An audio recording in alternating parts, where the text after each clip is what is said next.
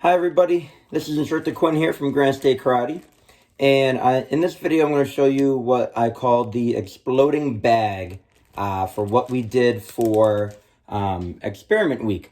Now I got a lot of people asking me how to do all these experiments, so figured I'd do a quick little guide on how to do them for you guys so you can do them at home. All right, Kempo kids, little ninjas, anyone, if you're watching this, make sure you do this with mom and dad. Make sure they're there to help you with this, okay? So a couple things that you'll need.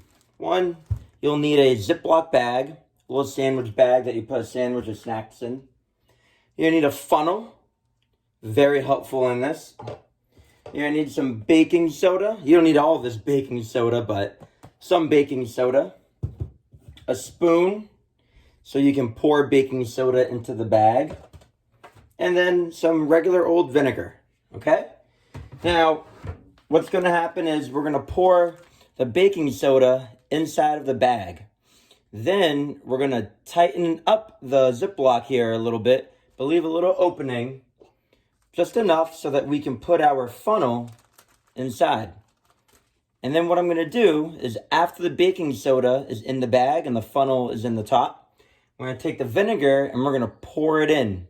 And then we're quickly going to remove the funnel and Ziploc the rest of the bag to completely seal it.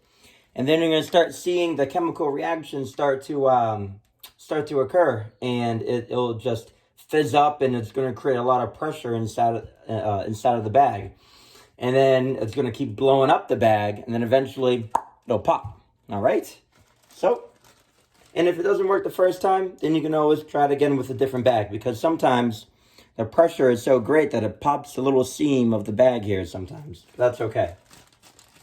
All right, so we're going to take our baking soda. I luckily have a very big spoon for this. And we're just going to dig in. Start dumping some baking soda in. I like to do at least 3 spoonfuls. Make sure you do it over a sink because it can get messy.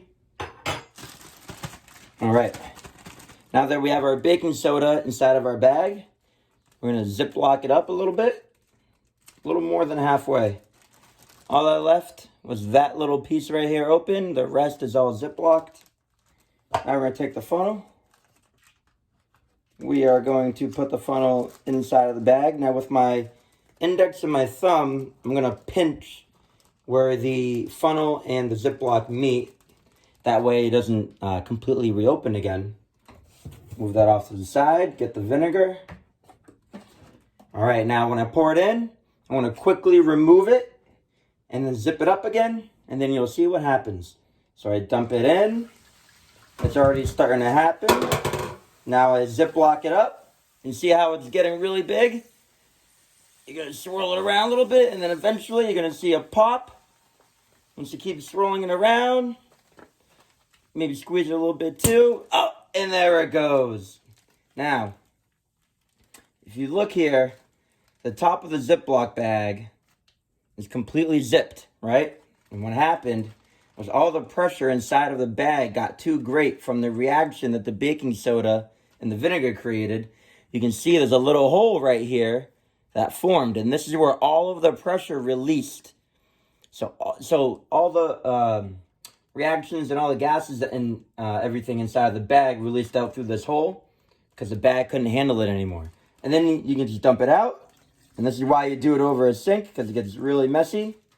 And then you can throw it away. Make sure you always wash your hands after too. Soap and water. So I got my soap. Got the water.